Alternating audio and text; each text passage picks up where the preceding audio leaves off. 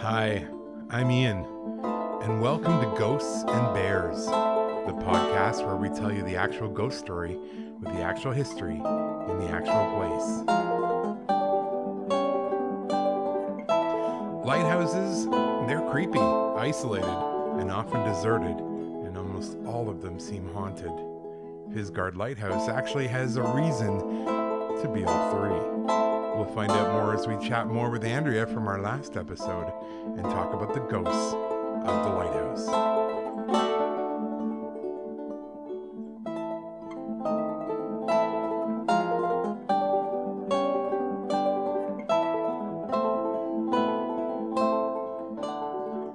Welcome to episode 7. Oh man, it has been a wild ride. We had Fort Rod Hill on our last episode, and this episode we've got Fisgard Lighthouse, which is in the same national park. I know, how handy. Lighthouses, man, they fascinate me. Probably because of the ghosts, the isolation, a remarkably tough life for these lighthouse keepers. I read a book a number of years ago, Lights of the West, I think it was called, and it gave a brief summary of how each lighthouse came to be, sort of why, what was the point of it, and also talked about the first lighthouse keepers in that lighthouse, sometimes the first one or two, depending on their stories, and break your heart. You had the government thinking these were plum rewards for party supporters, and so they were super, kind of stingy about it and quite condescending towards the keepers, like, well, we know why you got your position, sort of thing. And on the flip side, they paid them terribly for a job that was literally 24 hours a day, 7 days a week, especially if it was foggy. And they often didn't have enough means to even live. If you wanted to hire an assistant lighthouse keeper to, I don't know, God forbid, sleep an entire night, you were expected to pay for that lighthouse keeper out of your own pocket. So I'm not going to lie to you, pretty brutal stuff. They did not mess around. The average person who was the lighthouse keeper would have been isolated. It wouldn't have been connected to land. It was very unusual if it was connected to land. It was also unusual if it was near anything else.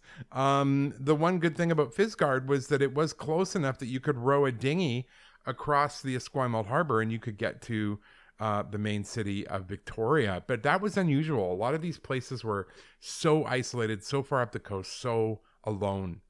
As a result, unfortunately for these poor men, lighthouse keepers seem to have one of two fates. These guys would either A, go insane due to the complete isolation, B, develop crippling arthritis because the lights were floated on a bed of liquid mercury. I know. And these poor lighthouse keepers, one of their tasks was to, I believe it was once a month, might have been more, they were to clean the mercury by scooping it up in cheesecloth and straining it out, which of course would have given them plenty of time, because they wouldn't use gloves, plenty of time to be in contact with the mercury, which, given long-term exposure, produces two results. One, crippling arthritis, and two, mad as a hatter. It will make you insane. So everyone was like, oh, don't go to the lighthouse, you'll go nuts, thinking it was the isolation. But yeah, the isolation may have had something to do with it, depending on your temperament. But it was also the fact that you were basically running your hands through liquid mercury once a month and dosing yourself up. Not an easy life. The stories I read, heartbreaking. One was a couple, a husband and wife. And for the last, I think it was 15 years of their time there, he was literally bedridden. He was so crippled with arthritis. And she ran the light. Everyone knew this. The government knew this. Everyone knew she was running the light. But when he died, she said, please, can I just stay on as the lighthouse keeper? I literally have nowhere else to go. Because, of course, it's not like she had any savings. And was told, no, women can't be lighthouse keepers. So, wow, not cool. Most of the time, these poor guys were pensioned off at a very meager pension, and they would usually end up living in a rooming house or something of that nature because they just couldn't afford anything else. Sometimes you'd have a family or maybe someone industrious about your family, and you might save up and scrape together enough money to buy a goat or some chickens. But then you would learn the hard way that the first storm that swept across the rock took away your goat and or chickens. And same with growing your own food. That was one of the things the government said, well, we don't need to give you any more rations because you can grow your own food. Well, no, you can't. When the storms would come, anything that was there, including the dirt that you had hopefully been able to kind of make out of seaweed or whatever else was there, if it was a rock, it would be gone too. So this was not an easy life. It was never, ever an easy or plum assignment. It was a lonely life. It was a lot of hard work because if you weren't making sure the light was lit and revolving and running the way it should be, then you were going to be cleaning the lenses. You were trimming the wick. You were hauling oil to power the light. You were cleaning the mercury. You were just trying to take care of the structure of the lighthouse. You're expected to do that. And of course, after all that, you wouldn't sleep an entire night ever. If it was foggy, you were expected to stay up and crank the foghorn for as long as the fog was around. And sometimes that could be for days, weeks, who knew? Especially where we live here, a little further up the coast, west coast of Vancouver Island, it is incredibly foggy for a large part of the year. And this was just what they were expected to do. Not an easy life. Not an easy life. With automation, of course, things got a little easier. Most of the lighthouses in Canada now are automated. I believe there's two or three. They're still staffed. But in terms of that whole history of being a lighthouse keeper, a crazy lighthouse keeper, that was all gone. That ended. The Fisgard Lighthouse had the distinction of being the very first lighthouse on the west coast of Canada. It had a sister lighthouse at Race Rocks. Fisgard you can walk to, Race Rocks you got to take a boat to, and they were done in response mostly because they were for the Navy, bringing ships into Esquimalt Harbor, and this was a pretty complex, rugged coastline. The other thing that they were there for was the big gold rush. In 1858, 1860. This was done to manage all of the people coming up from the States who were on the gold rush for the Fraser Valley. So that was going on as well. Canada saw it as a really big deal. The colony, I should say, of Vancouver Island saw it as a really big deal because it meant that the British were investing in this colony, that they believed in the long-term effect of it. The lamp itself came out from England, along with the first lighthouse keeper. I think it's great that they imported both of them. A man by the name of George Davies. The place was built, the tower and the home were built out of locally quarried rocks. And the circular staircase that went up the inside of the lighthouse itself, the tower itself, was built in pieces in San Francisco and then sent up here. They wanted it to be quite iconic. They wanted it to be nice and visible, so it was painted white with a red top. You can see pictures of the Fisgard Lighthouse, especially if you're Buy Me a Coffee member. You'll see a lot of pictures from our day there. If not, you'll see some other pictures. And it was pretty important, both to the military as well as to the local economy. So it was a big deal. The causeway that connects the lighthouse to the main part of the island now wasn't built until 1950. So it was always a bit of a go to get there. There were two lighthouse keepers specifically, one who died on the station and one who drowned in the harbor going for the mail. Andrea's going to tell us about those. I'll let her do that. But it was pretty sad. And in fact, when I was reading that book of lighthouse keepers and their families, I remember reading one about this one family, and they loved the lighthouse. There were like 6 kids and the husband and the wife, and they loved living on the station, and they loved being there, and they loved the life it gave them. And I'm reading it going, oh my gosh, finally a happy story. And then I get to the end where the dad falls out of the boat and drowns while rowing out to the ship to get the mail, and he dies in front of all the kids because, of course, the mail ship coming in as a supply ship was a big deal, and he dies in front of them. I'm like, yeah, perfect. Okay, well, should have seen that coming. So it just seems, just in my reading anyway, that being a lighthouse keeper, especially in an isolated area, was kind of a recipe for doom and a recipe for disaster.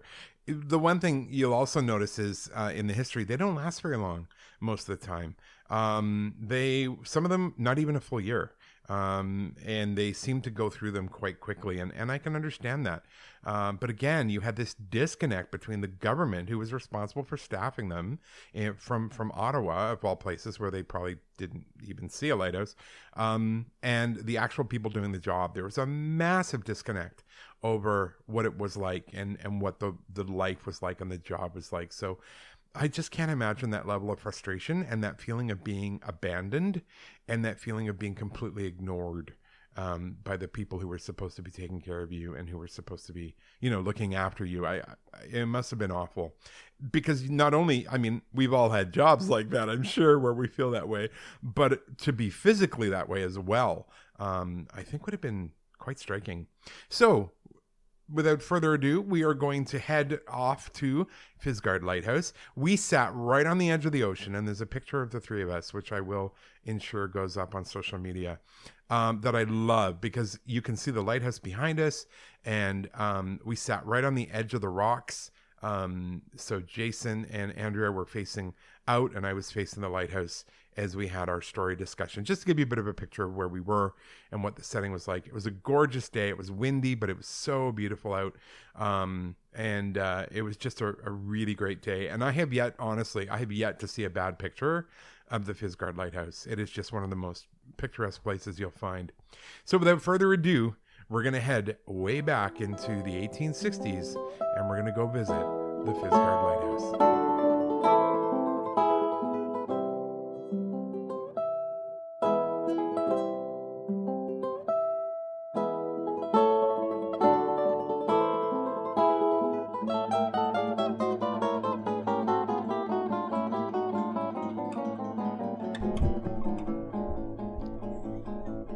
All right, here we are, Fisgard Lighthouse. We have found probably the prettiest spot we could find to talk about this. We're overlooking the water. We've got the lighthouse behind us and the mountains in front of us. And yeah, it's not going to get any better than this. The added bonus, I'm hoping, is less children. That's really the goal right now. We are in a very family-oriented place. So on our way through, we did see a very sad seal, who I fear is getting ready to pass from this world. He certainly smells like it, but there is a sign up saying, "I am old and unpredictable, don't go near me." So, which I think I could probably wear that sign some days. So we are here, Fisgard Lighthouse. This was one of the early lighthouses on the West Coast. It was designed specifically for the Victoria Harbor. And again, we will have covered all that history by the time we get into it. But it is a very separate entity when it comes to spiritual weirdness. Would you not agree with that, Andrea? 100%, definitely. So Andrea's with me, Jason's with me. Hello. And Jason's got, he's prepped with his questions for Andrea. I'm prepped with mine. But Andrea, you've been here, you've investigated here. Mm-hmm. Talk to me about what goes on here. Well, there's a progression, like you say, from like where the base is, and you kind of come around that corner, and there's reported sightings of like elementals, very different energy in that little foresty part there. And then you start walking down to the lighthouse here, and again, completely different energy. Right. And I feel there's a lot going on here from what I've experienced. I feel that there's something that's not human here. Right. I feel that we've been able to capture some things pointing to that maybe the architect is still around. Oh, okay. And perhaps one of the lighthouse keepers. So there does seem to be a few different energies around here. Now, you've seen things in here. Oh, yes. Tell me about that. So one of the most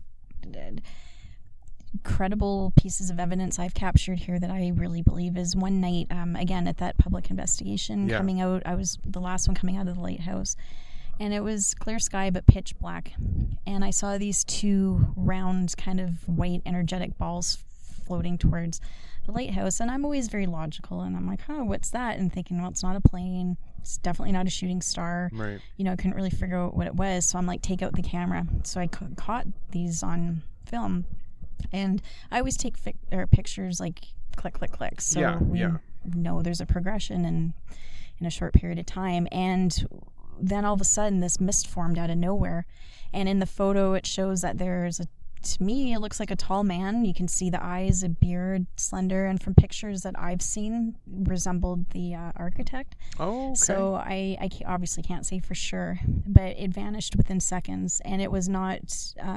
This was in October. Yeah.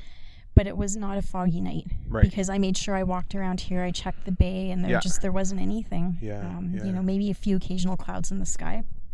So to me, I don't know, it just had that energetic presence around that somebody is here. Yeah.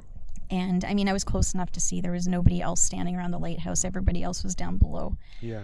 So for me, I thought, that was pretty incredible. Well, this place is a little different than a lot of the stories we tell, because you can actually go in this place. Mm-hmm. You can't go up the lighthouse itself, but you can go in the lighthouse, and you can go on the first and second floor. And they've really done a nice job of making it like in a little interpretive center, self-guided.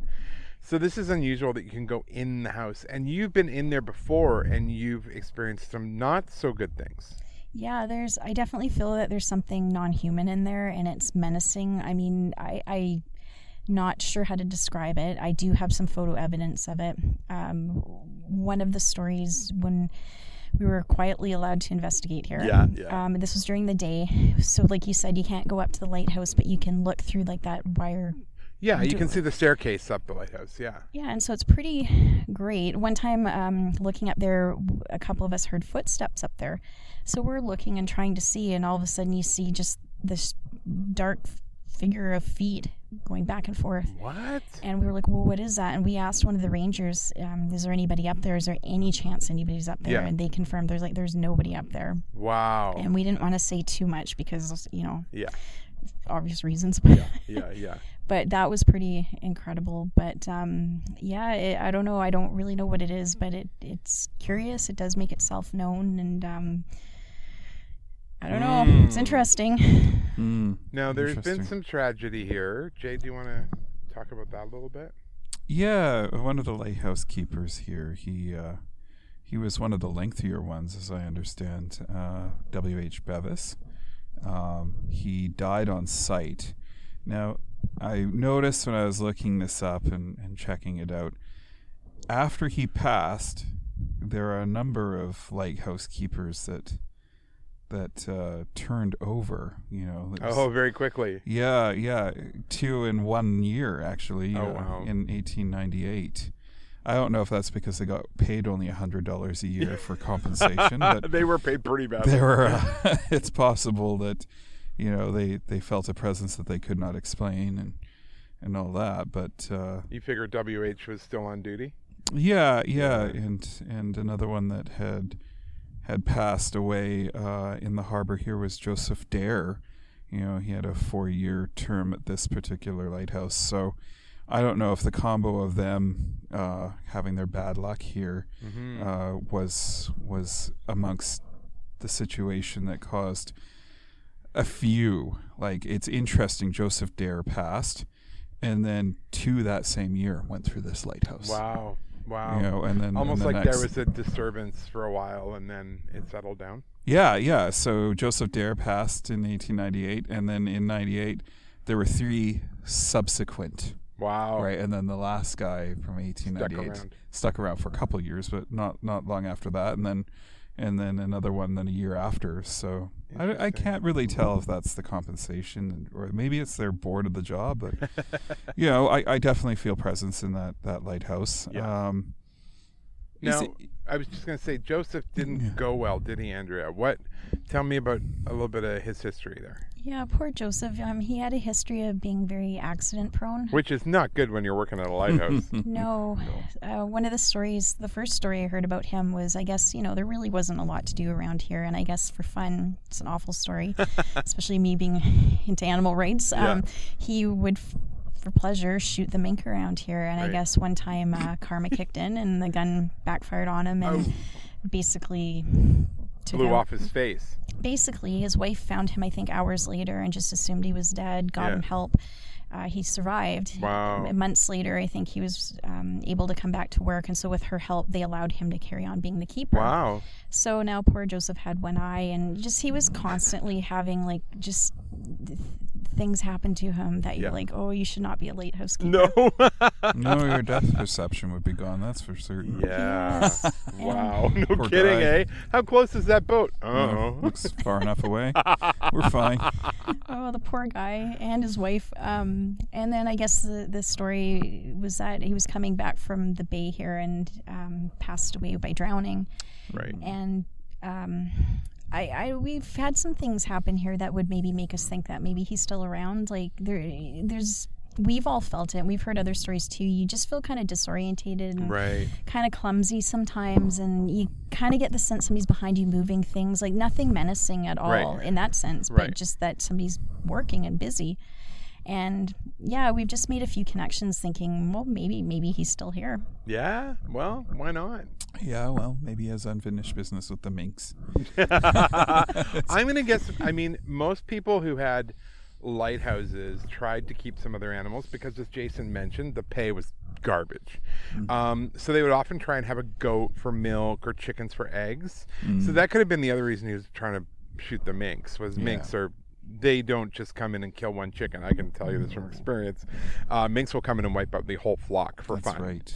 So maybe that's why. I'm trying to defend poor Joseph, but yeah. I appreciate that story more. So we'll go with that one. Okay, let's go with that one. That he wasn't just a mean-spirited dude. That's interesting. So we've got Joseph going on, possibly the architect, possibly something just menacing and unpleasant. Anybody else? Any other? I've heard a lot of stories, but just from our standpoint, that's what we've encountered. Yeah. What other stories have you heard? Just stories of other possible lighthouse keepers. I have heard of a story of a woman here. I guess there's been some people seeing a woman dressed in like period clothing and the window again, assuming it was. So maybe a wife or perhaps, yeah. We've never encountered that, but that's not to say obviously that somebody isn't there. Yeah. Interesting. Mm-hmm. Well, it's a beautiful spot, and I love being able to do this podcast and actually go to these places. And Jason and I love traveling, and we love exploring, and it's so amazing to me that this is literally in our backyard. I mean, how far away are we here? 10 minutes? I'd say 5. Yeah. I wanted to say thank you very much for your contributions. We're going to be using those to travel. I figure, once the vid lifts and the restrictions lift, thankfully we have our vaccinations. Ian and I were just waiting for our second, but we will definitely be coming into your neck of the woods at some point, and would love to reach out to you and check out what you have going on in your neighborhood. Yeah, that's a really good point. I mean, I end the podcast with, hopefully one day that place will be with you. And we mean that. That's part of our goal with this, is building that community. And if you have a story and you know the history of that place, hey, we'd be up for coming for a visit. I mean, maybe that's the last thing you want.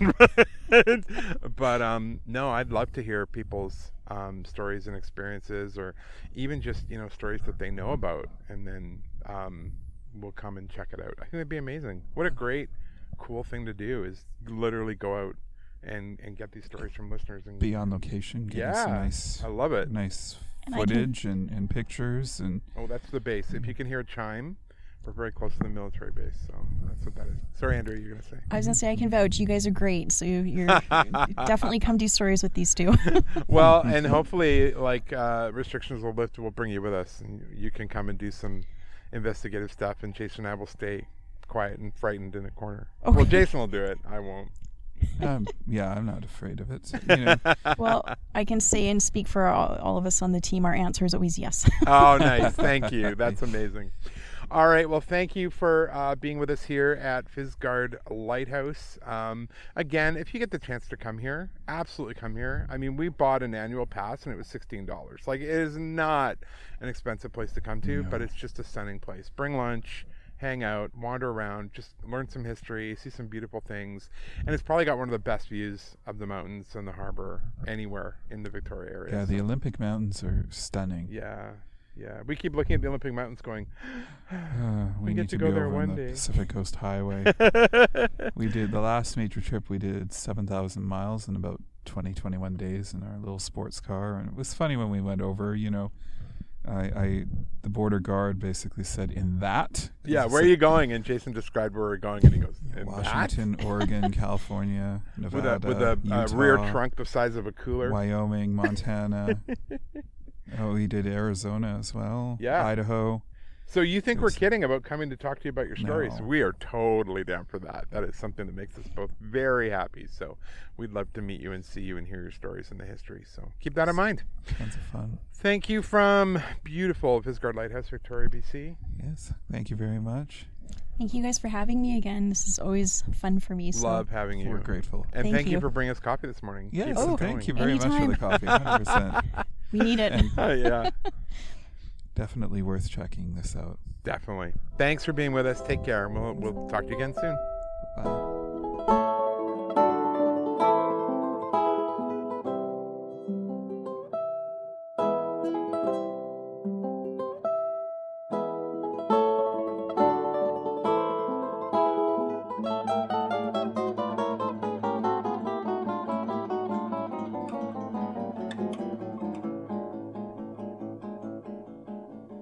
Welcome back. Thank you for traveling with us to the Lighthouse. Thank you for going back in the past with us and hearing about some of those poor unfortunate souls. Oh, Mr. Bevis, really?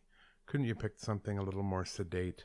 That was a lot of fun with Andrea. She has great insight. She's a good storyteller, and it's really fun to have her around. We also were really thrilled to just be able to support the national parks. So wherever you are, if you have national parks, please do that. We bought an annual membership for that place because we just love going there. And also it's a great way to say, yeah, this is important to me and this matters. So, ooh, look at me getting political. Support the national parks, everyone. I'm such a nerd. But no, it was a really good time, and I'm glad we could go and do that. We will be hitting up some of our other National Historic sites as we make our way through this podcast. We just got word that we're not going to be able to go to the States anytime soon. So that's frustrating, but that's okay. We will get there eventually. In the meantime, I will just have to travel to Alberta to get Red Lobster. So that's a sacrifice I'm willing to make. We also are super grateful for everyone who's supporting us. Without your contributions, we literally couldn't do it. So I just want to take a time out and say thanks to Arwin, Tammy, Danny, Sarah, Tori, Christy, Steve, Mari, Brianna, Melinda, Jen, Leslie, Kathleen, Rebecca, Kyle, Sandy, Jordan, Michelle, Sasquatch, Mafia, Charlie, Jules, Penn, Catherine, Spandex Guy, Haunted History, Greg, and Carolyn.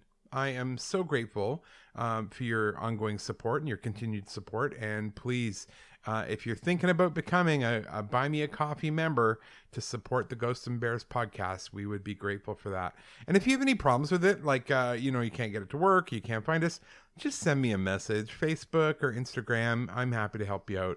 I've certainly found my way around with other things that have gone on, people not being able to find the podcast or whatever. I can certainly help you out with that. Happy to do it. I remembered that a few episodes back, I was going to tell you how I got interested in ghosts and that sort of thing. So I think actually right now is an excellent time to do that because I've got a little bit more time on this episode, and I won't on the next two. I already know that. So for me, growing up in England, I would often tell my mom about things that I would experience in our house. And she, not being super religious at that point, but she would do the standard parent thing. Oh, you're imagining things and you're dreaming and, you're imagining this and imagining that.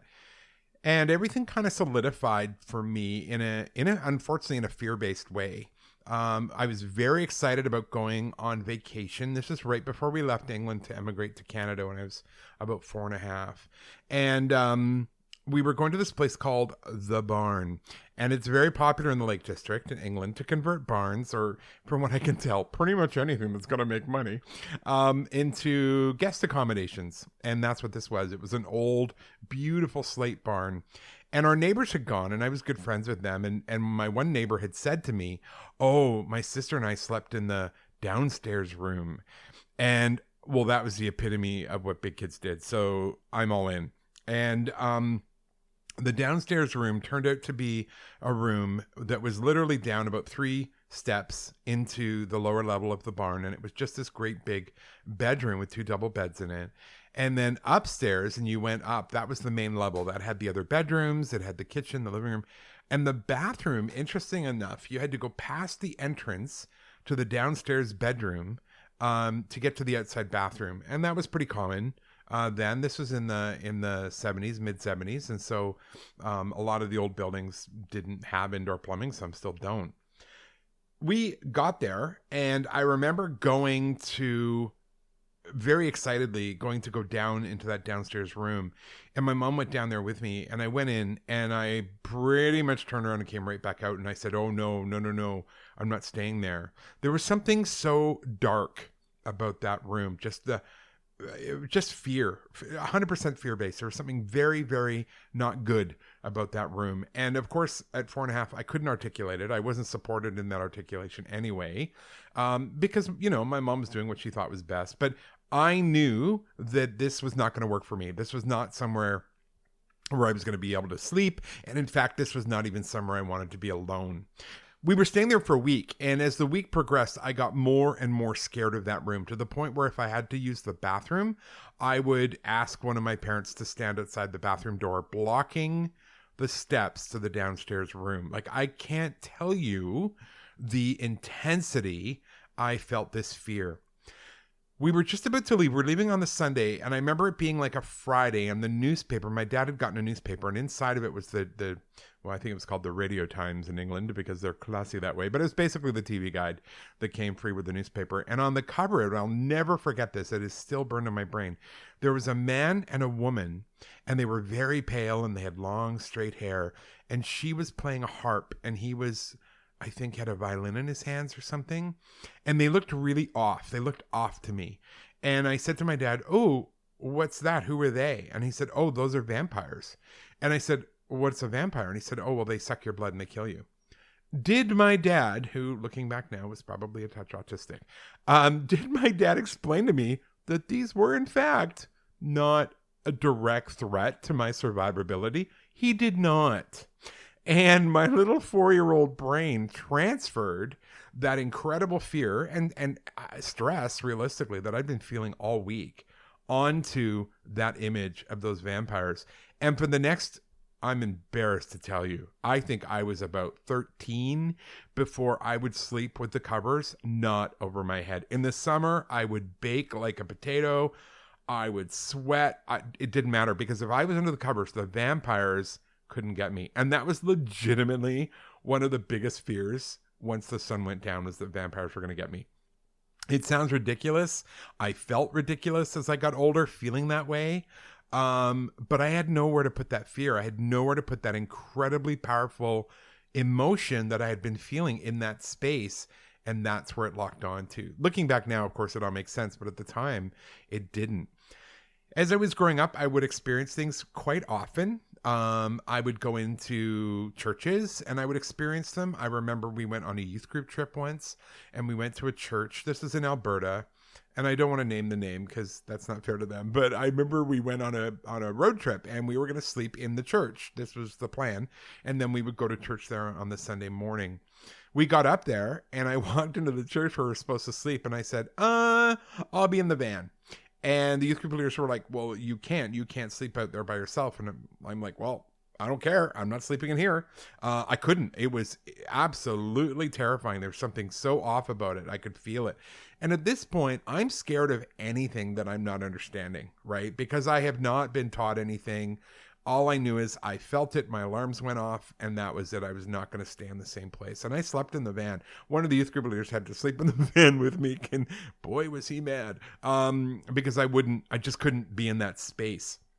As I got older, I would often experience things like that in people's homes, and I didn't know what to do with those feelings, because I was really at war with myself growing up in a church that taught me that it was evil, or I was lying, or it was the devil, or it was demons.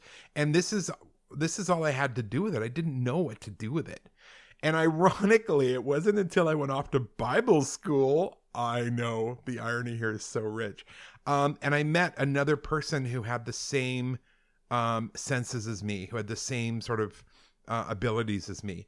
And she and I were talking one night, and it just sort of came out organically. And she goes, I talked about the school and how I felt very uncomfortable in certain parts of the school. And she said, I do as well. And she said, I have an idea. Let's go in the other room. You go in the living room. I'll stay here. We're going to make a list. And we're going to list from number 1 to number 10, the places we feel the scariest and where we're the most uncomfortable in order of fear. And I'm like, okay, I can do that. So we split up. We went in the room. We came back about 5 minutes later. We swapped lists. And to my shock, we had the exact same places on the list. In fact, we had the exact same order of scariest to least scariest. The only difference was 9 and 10. Mine was one way and hers was inverted the other way. Other than that, our lists were identical.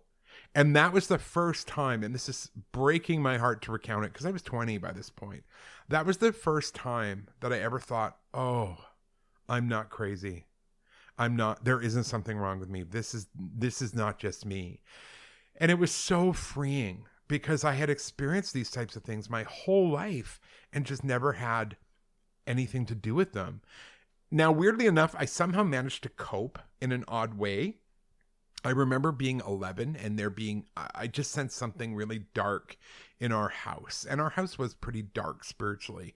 And I remember being 11 years old and I'm in my bed and I don't know what to do with these feelings I'm having because I'm getting freaked out.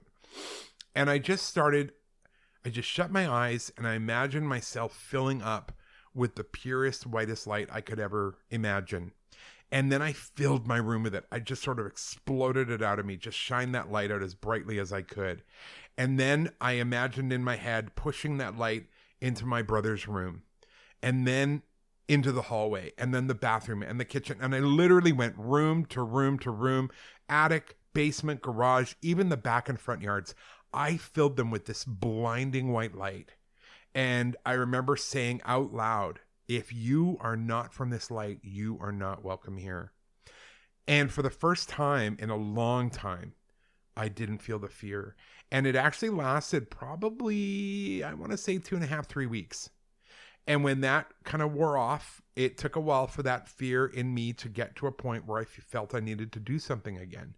And I did the white light thing again.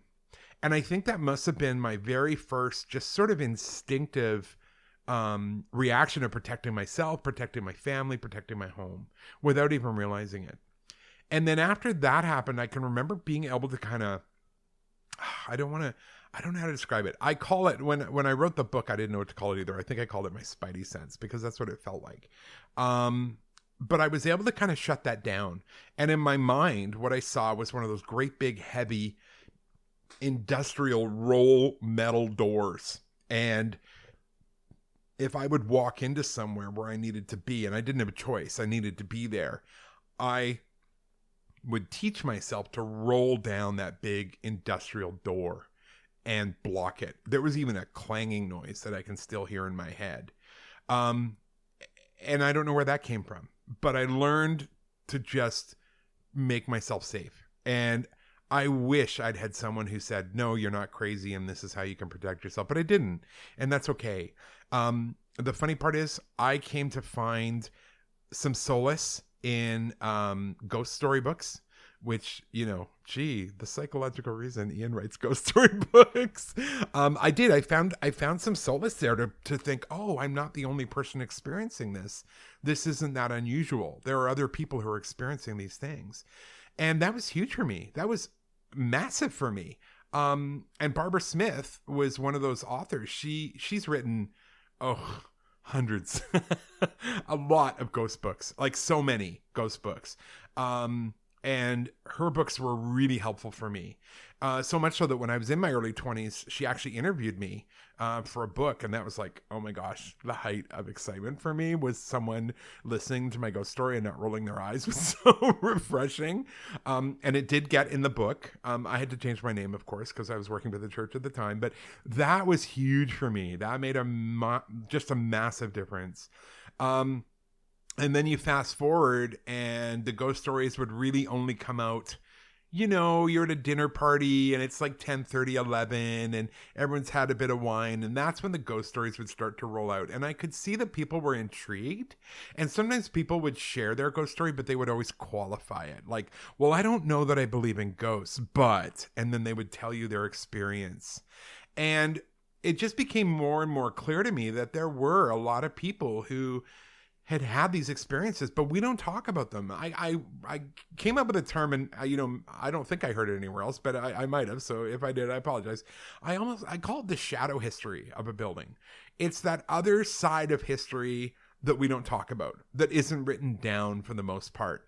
And it's just as important to the building because it honors the people who were there before. It honors that energy that was there before. And that is my whole approach now. If I go in somewhere and I sense something going on, I will, if I feel safe enough, I will drop my guard and I will try and find out what that energy is or what it wants or how it's feeling. If it's something bad, I'm out of there. I'm not going to lie. I'm like, whoop, okay, have a good night. Bye. But that's very, very rare. Extremely rare. And I've only run into that twice, and it's both times been in a public building, never in a home. But I have run into some unhappy things, but I will try and figure out what they want, what they're upset about. I'm never going to be the person you call to, cleanse my house. No, because in my mind, they have as much right to be there as you do. And the only reason we're scared of all these things is because we don't understand them. We don't understand what's going on. We don't know what's happening. And I get that. I have been there. I am so with you on that. But it's not something you really need to be scared of. It's just really honestly something that is just there. And the best you can do for you and for whatever that energy is learn to cohabitate, learn to live with it. Jason and I are going to do an episode on our house. And when we started looking into the history of it, we were like, oh, and we, in fact, on a weekend, recently, we went over to a friend's place because they're living in a house with an energy that seems to come and go. But it's a new house. It was only built 9 years ago, but I don't think it has anything to do with the house. It's all about what was there before, and we'll unpack that on that episode. But it's just, don't be scared of it just because you don't understand it. And I know that's human nature, and I know it's instinctual, because if we don't understand something, it could hurt us. 99.9% of the time, nothing's looking to hurt you. If anything, it just wants to get your attention. Imagine standing in the corner of a room for 50 years and see people come and go, and no one can hear you and no one can see you. And then someone walks in the room and you're actually able to get them to recognize that you're there. What would you do? Would you go, oh, well, that was lovely, and then back off? No, you would try again and probably try and increase the activity to break through that. So again, these are absolutely my own observations and my own theories. Please do not take this as gospel. But I really do believe that we have that chance or ability to get along. I do. And most of the time, these things are pretty respectful. That being said, if someone's good in life, they're going to be good in death. And most people, I believe, are good. But if someone is bad and evil in life, well, death seldom improves their disposition. And that can be a problem. And that's when you call in somebody else. And I definitely have people who I would refer to. If you are experiencing something and you just don't understand it, or you're freaked out about it, like, I would love to hear about it. Let's see what we can do. I just had some bizarre experiences, but I've been able to help people too, who, by the way, none of them had to move. I would just like to say they all found a way to kind of cohabitate or coexist, or even just acknowledge that energy was there. And then the energy stopped playing up because it knew that it was known. And that's all it took.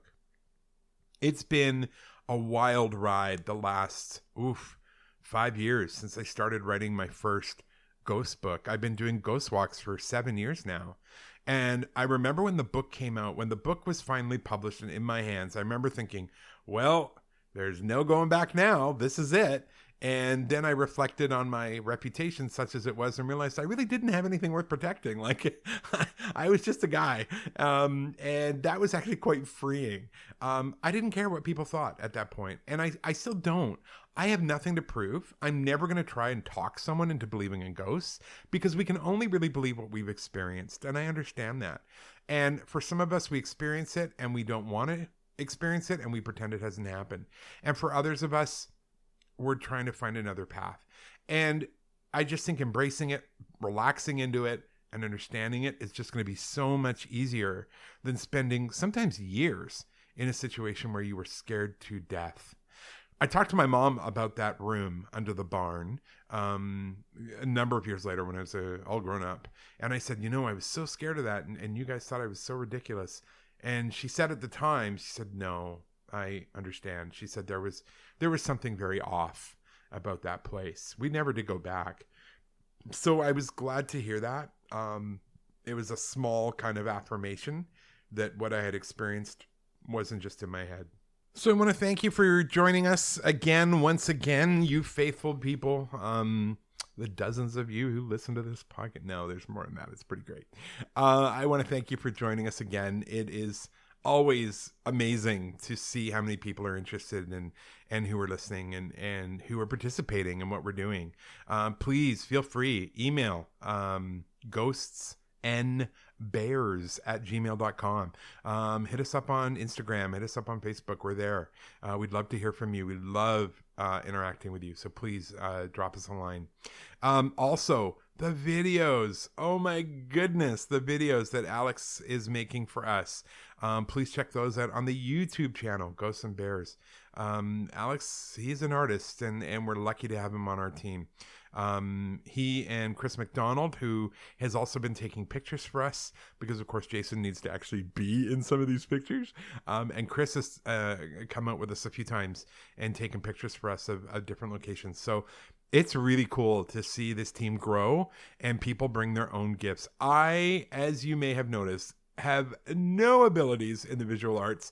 So the fact that we've got Alex and Chris and Jason who do, well, that just makes it. And it's been really fun making those videos with them, because I don't know what I'm doing. So it's lovely when someone comes along who does. Want to thank you as well as again for all your support, for sponsoring us on Buy Me a Coffee. You can understand, I think, when you hear my story, why it is so important to me that this is a community, and that this is a community of help and of understanding. And that's what we're trying to grow here. And I've said it a few times, but I don't think I've articulated it, why it matters to me that we have this community. That's why. Because I was somebody who really needed that help and needed that guidance and needed that direction. And there was nowhere to go for that. And I don't really, I'm not looking to go ghost hunting. That's not really my thing, because quite frankly, I run into enough of it on my own. Maybe that's why. But I think there's other people who are like me who don't, but do have a very keen interest in this, or maybe living with it and are looking for some answers or some understanding. So thank you to everyone who's been writing in, contributing, encouraging us. The encouragement matters. It's the only way we know you're out there.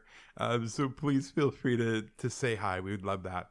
Also, again, keep on sharing it out there. If you are enjoying this and you think someone else would too, please feel free to pass it on. That's the way this show grows. And of course, rating and reviewing us on iTunes helps as well. So thank you for all of that and everything you're doing. Our next episode, we're going to go to one of the favorite places for ghost stories, back alleys. I know. We're going to talk about Fantan Alley, which is a very specific back alley here in Victoria. The story, amazing. We've got blood, we've got beheadings, we've got hiding from the cops, we've got suicide. It's got everything. It's got all the bells and whistles. And most importantly, it has a ghost who just won't quit. And we're going to talk about him coming up in our next episode. So thanks for joining us.